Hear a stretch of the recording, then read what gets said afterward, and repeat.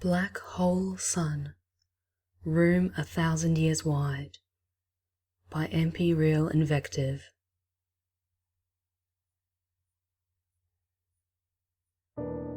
Valerie stumbled towards the sink and cranked the water on full. She tried to stick her entire arm under the faucet, but the sink was too small.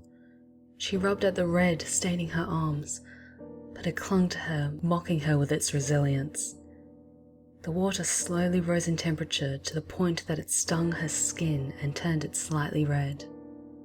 No matter how hard she scrubbed, the blood would not come off. She mumbled, "Jesus, how did it come to this? I just wanted him to apologize. I didn't want to hurt him." It was true. She'd gone to her boss's house to confront him. She had kept what had happened between them quiet for too long. She needed resolution, even if it was an ephemeral one, before they were all swallowed up by that looming blackness in the sky. She knew he was single and lived by himself. He wouldn't have left for anywhere else. She just needed to hear those simple words. "I'm sorry." He had not said those words to her when he pressed himself against her one night when he'd got her alone at an office party. She didn't feel that way about him. She struggled against him as she felt him press himself against her. She smelled the liquor on his breath. It was cloying. She eventually managed to wriggle away from his rough and wandering hands and beat a hasty retreat. Valerie expected him to bring it up and apologize for his lechery once sobriety settled in the next morning. He didn't. He never mentioned it again.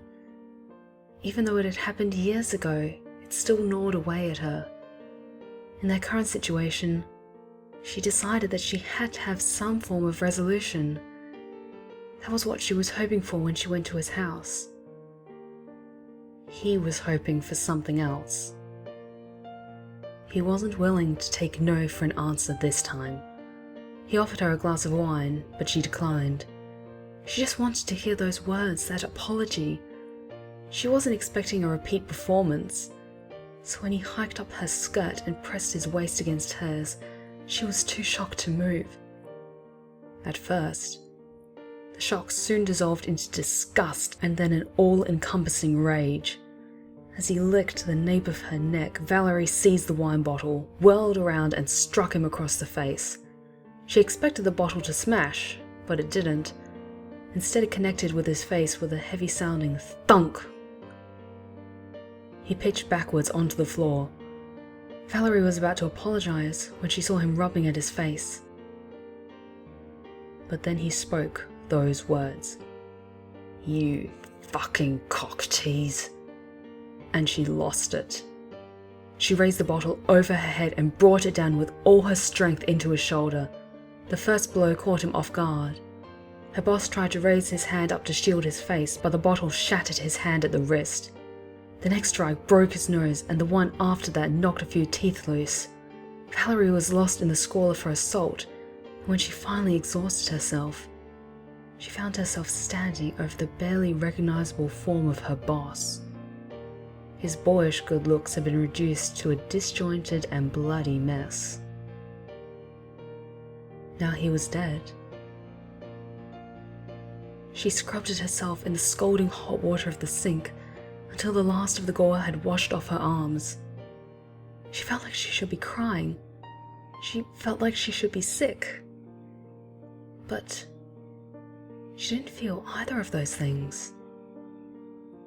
There was only one sensation left in her. Much like the water, it was scalding hot and it blasted all other thoughts out of her mind. It felt good. Valerie knew that that thought should be the furthest thing from her mind right now, but it persisted. It felt good to beat him until his face was nothing but a red splotch on the ground. She relived the scene in her memory and let it set her heart racing.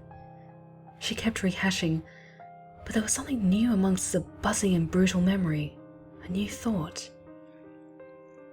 More. I want more. It It was too late to try and cast it away. The thought had sunk its claws into her brain and refused to be torn away. The world was circling the drain. Who cared if a few people went before everything could be swallowed whole? Names flashed through her brain and began to form a list. People she disagreed with, who perpetuated imaginary slights against her.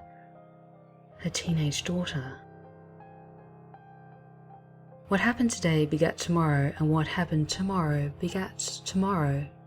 Tomorrow begat tomorrow. Above her, the black stain in the sky slowly began to grow, as if feeding off of her spiral into madness.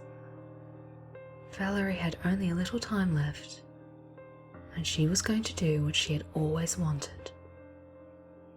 The darkness swallowed her, and she was lost to it.